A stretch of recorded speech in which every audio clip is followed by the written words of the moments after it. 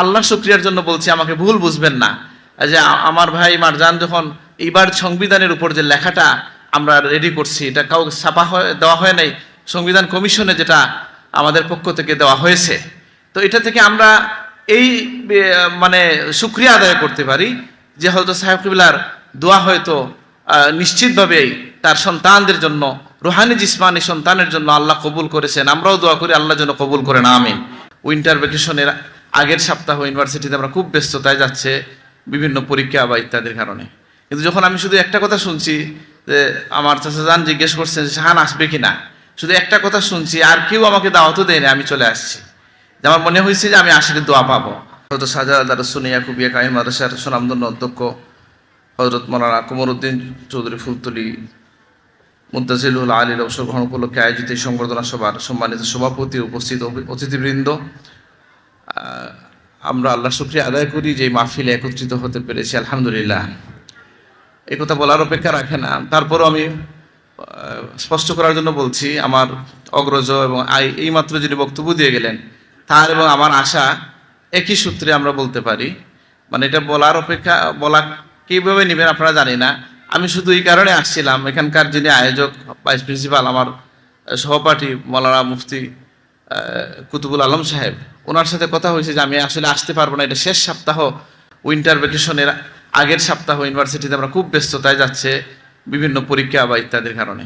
কিন্তু যখন আমি শুধু একটা কথা শুনছি যে আমার চাচা যান জিজ্ঞেস করছেন শাহান আসবে কিনা, শুধু একটা কথা শুনছি, আর কেউ আমাকে দাওয়াতও দেয়নি, আমি চলে আসছি। যে আমার মনে হয়েছে যে আমি আসলে দোয়া পাবো। তো এই জন্য আমি যে আয়াত তিলাওয়াত করেছি এর আলোকে আমরা এটা বুঝি, সকলের কথায় একই সুর, যে আসলে মুমিনের কোনো অবসর হয় না।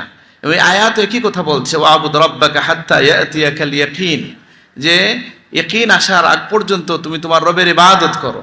ইয়াকিন মানে আয়াল মৌত, মৃত্যু পর্যন্ত। সুতরাং আমি যা দেখি যে আমি যেটা ভেবেছিলাম সব বলা হয়ে গেছে। আমার দাদা কবি কালাম আজাদ সাহেব ঠিকই বলছেন যে আসলে বরং এখন তার জন্য দিনের খেদমত করা, হযরত প্রিন্সিপাল সাহেবের জন্য দিনের খেদমত করার সুযোগ আরো অবারিত হয়ে গেছে।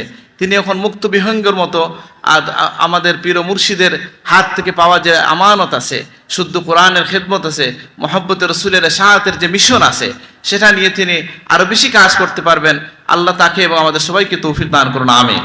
তো আমি আমার বক্তব্য লম্বা করছি না। আমাদের পরিবারের পক্ষ থেকে আজকের যারা আয়োজন করেছেন, এই প্রতিষ্ঠানের যারা কর্ণধার, সাবেক ছাত্র এবং সাবেক ছাত্র ভাইদের যে সুন্দর একটা উদ্যোগ, এটা শুনেও আমরা শুকরিয়া আদায় করছি। আমি পরিবারের পক্ষ থেকে আপনাদের এই সুন্দর আয়োজন, এই সম্মাননা প্রদানের জন্য আমরা পরিবারের পক্ষ থেকে শুকরিয়া জানাই। এবং বিশেষ করে আমার বড় চাচান একটা বিশেষ কারণে হয়তো শেষ পর্যন্ত আসতে পারবেন কিনা আমি জানি না, আমার যোগাযোগ হয় নাই। যদি নাও আসতে পারেন, তার দোয়া আছে। তো সকলে আমাদের জন্য, এই পরিবারের জন্য দোয়া করবেন। কিছু কথা আছে ব্যক্তিগতভাবে বলা যায়, কিন্তু অন রেকর্ড বলতে গেলে অসুবিধা। এক সময় যখন মানুষ এই গৌরব করতেন, আমরা একটু বিরক্তই হইতাম। কিন্তু সত্যি এই কথা বলছি যে আমি যখন আল্লাহ শুকরিয়ার জন্য বলছি, আমাকে ভুল বুঝবেন না।